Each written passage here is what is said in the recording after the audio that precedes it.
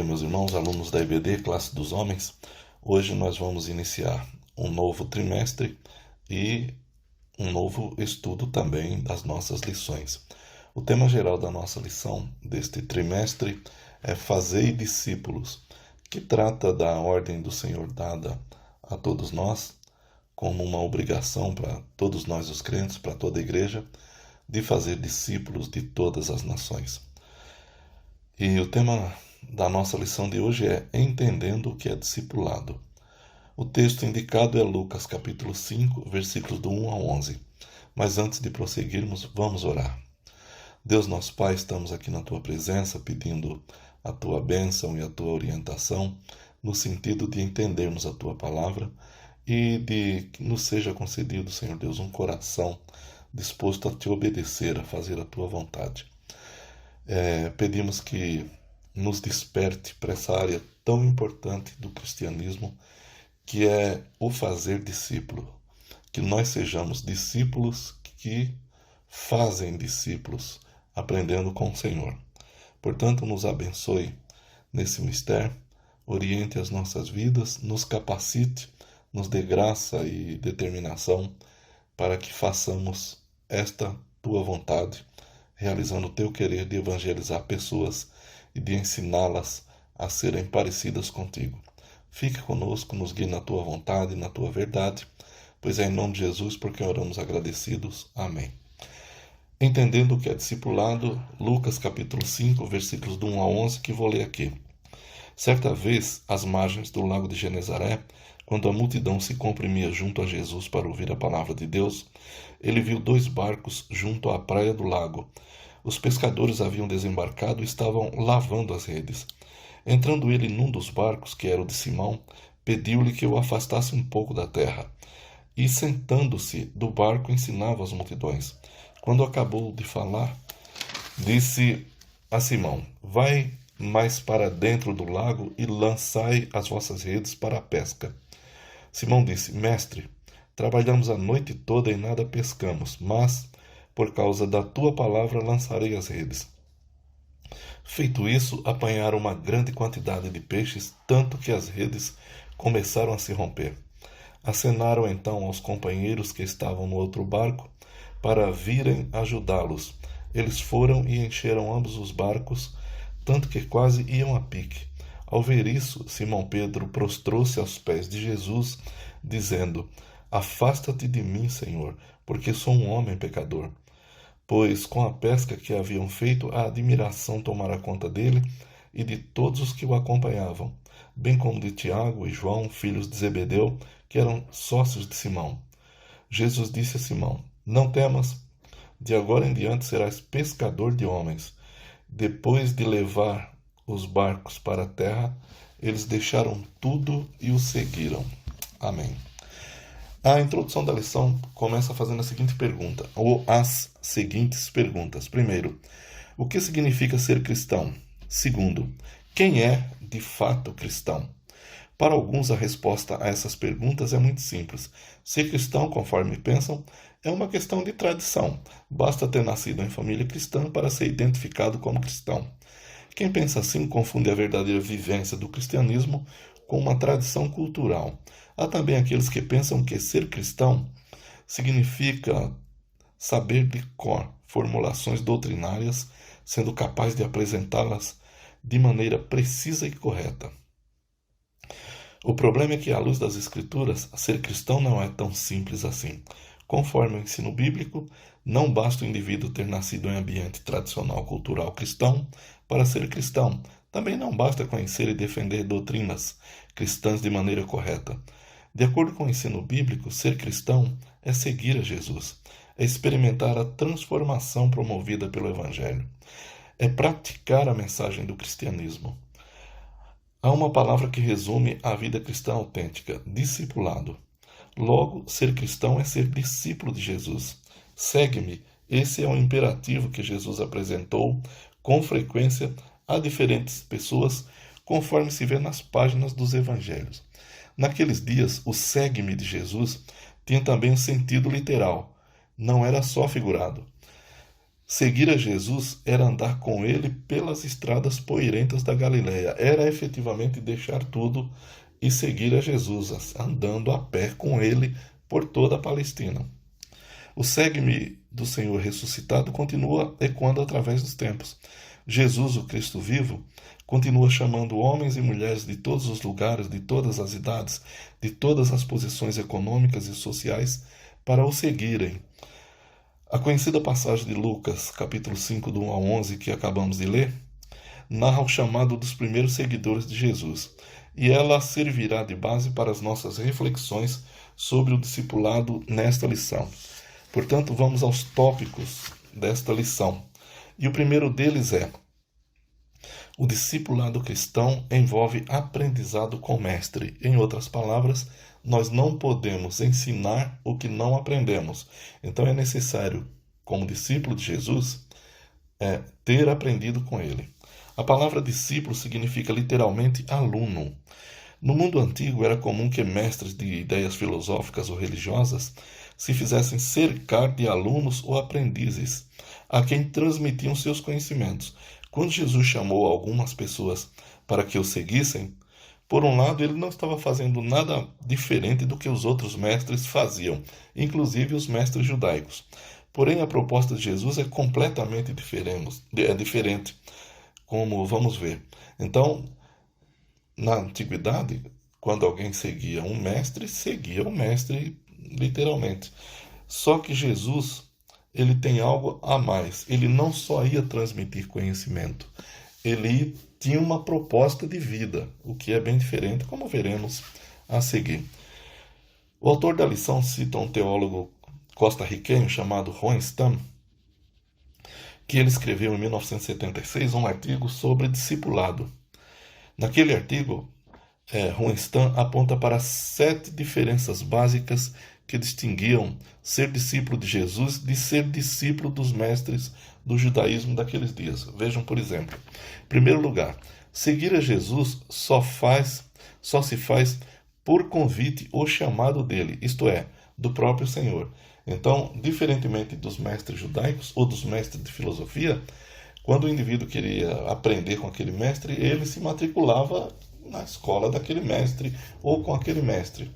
Na escola de Jesus, é necessário que Jesus chame o discípulo. É ele quem diz: siga-me tu, siga-me Pedro, siga-me João, siga-me Tiago, siga-me André, siga-me Mateus, siga-me qualquer um de nós. Então, é um chamado de Jesus. Segundo lugar, seguir a Jesus tem implicações para todas as áreas da vida.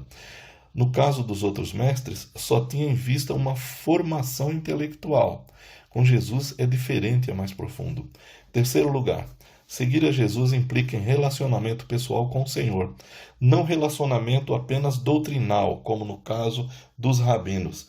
Vocês devem lembrar que Jesus chama os discípulos de amigos. Já vos não chamarei de servos, porque o servo não sabe o que faz o seu Senhor, mas tenho-vos chamado de amigos, porque tudo quanto ouvi de meu Pai, vou-lo tenho feito saber.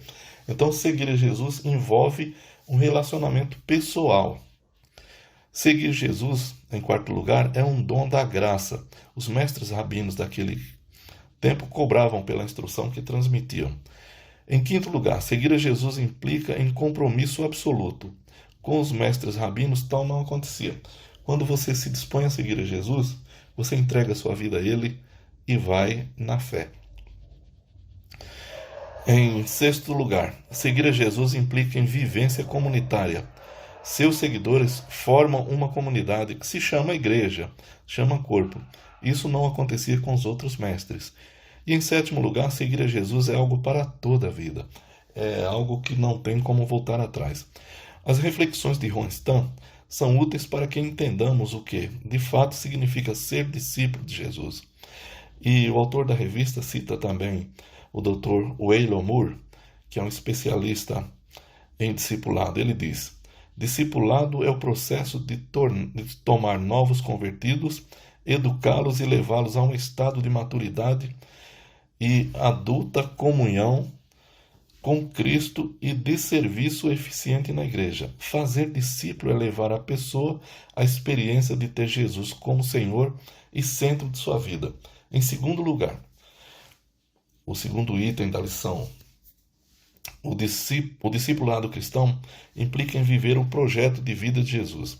Seguir Jesus é obedecê-lo em tudo. Seguir Jesus é ter em mente seus mandamentos para obedecê-lo fielmente. Seguir Jesus é ter uma dinâmica de vida de modo tal que os mandamentos e imperativos do Senhor sejam colocados em prática no dia a dia. As palavras de Jesus são claras e diretas. Quem quer segui-lo há de obedecer a tais mandamentos. A seguir, alistamos uma pequena amostra das palavras de Jesus que devem ser vivenciadas pelos seus discípulos. Vejam só, irmãos, o que o Senhor Jesus diz. Por exemplo, em Mateus 5, 23, 24, diz que vai reconciliar-te com teu irmão antes de fazer a tua oferta, antes de se oferecer ao Senhor. Segundo, dá a quem te pede e não voltes as costas ao que deseja que lhe emprestes. Mateus 5, 42. Você, quando ouve de uma necessidade, você simplesmente faz como discípulo de Jesus, como Jesus faria. Terceiro, em Mateus 5, 44, Jesus diz: orai pelos que vos perseguem. Vos perseguem, vos maltratam. Quer dizer, é uma coisa meia incomum ou total incomum para um ser humano comum sem a graça de Deus. Em quarto lugar, Jesus disse: não andeis ansiosos pela vossa vida. Mateus 6, 25. A ansiedade é uma coisa que toma conta de todos nós. Mas como discípulo de Jesus, nós temos que confiar na providência dele o tempo inteiro. Acautelai-vos dos falsos profetas. Mateus 7, 15. Nós devemos estar completamente voltados para a palavra de Deus e cumpri-la, não para outras coisas. Em quinto lugar, perdoa teu irmão até 70 vezes 7. Mateus 18, 21 e 22. Quer dizer, vejam que é bem complicado. Para a gente ensinar aos outros, a gente tem que viver isso, né? Essas palavras e tantas outras, ditas pelo Senhor com autoridade, devem ser obedecidas pelos que pretendem ser seus seguidores. Vê-se, portanto, que o discípulo vai além de simplesmente ser aquela pessoa que aprende os ensinos de Jesus e desenvolve habilidades para instruir os outros. O discipulado implica em viver o projeto de vida de Jesus. Discipulado é vida, exemplo, testemunho. Os escribas e fariseus foram duramente censurados por Jesus pela incoerência entre o que ensinavam e pelo que faziam. Jesus disse: fazei e guardai, pois, tudo quanto eles vos disserem, porém não os imiteis nas suas obras, porque dizem e não fazem, atam fardos pesados e difíceis de carregar, e os põem sobre os ombros dos homens, entretanto, eles mesmos nem com o dedo querem movê-los. Mateus 23, 3 e 4. O discipulado cristão não admite esse tipo de incoerência. Em terceiro lugar, o terceiro item da lição, o discipulado cristão consiste em participar da missão de Jesus. Muitos entendem a vida cristã como um mecanismo para obtenção de bênçãos. É o que a gente mais vê nas igrejas hoje, né? Outros pensam na vida cristã apenas em termos de um visto de entrada para a vida eterna. Entretanto, à luz da Escritura, a vida cristã é muito mais que isso. Ser cristão, como já afirmado, significa ser discípulo, isto é, seguidor de Jesus. E seguir Jesus implica em tomar parte da missão do próprio Senhor. David Cornfield diz o seguinte: uma relação comprometida e pessoal em que um discípulo mais maduro ajuda outros discípulos de Jesus Cristo a se aproximarem mais dele e assim se reproduzirem. Isso é discipulado. Se o discipulado perder de vista o relacionamento comprometido e pessoal, deixa de ser um discipulado bíblico. Orlando Costa, um outro teólogo de Porto Rico, levanta 3 questões que devem servir de base para avaliarmos nosso exercício da missão cristã à luz das exigências do discipulado. Primeiro, nossos programas de missão estão conduzindo homens e mulheres a seguir Jesus através das encruzilhadas da vida? Em segundo lugar, nossos programas de missão estão capacitando homens e mulheres para que participem da missão de Jesus no mundo? Terceiro, nossos programas de missão estão ensinando a obedecer ao Senhor em todas as coisas? Essas perguntas são importantes como critérios de avaliação dos próprios programas de missão que realizamos. Não basta que as igrejas estejam cheias de pessoas, é necessário que as igrejas estejam cheias de seguidores de Jesus. Atualmente no Brasil, muitas igrejas com muitas pessoas. É comum ver templos superlotados com pessoas ávidas por receberem bênçãos e experimentar intensa emoção, especialmente nos prolongados momentos de louvor musical. Porém, algumas perguntas se tornam inevitáveis. Estão todas essas pessoas conscientes da necessidade de seguir a Jesus e não apenas aclamá-lo e desejar suas bênçãos? Estão todas elas conscientes das implicações vinculadas ao discipulado cristão?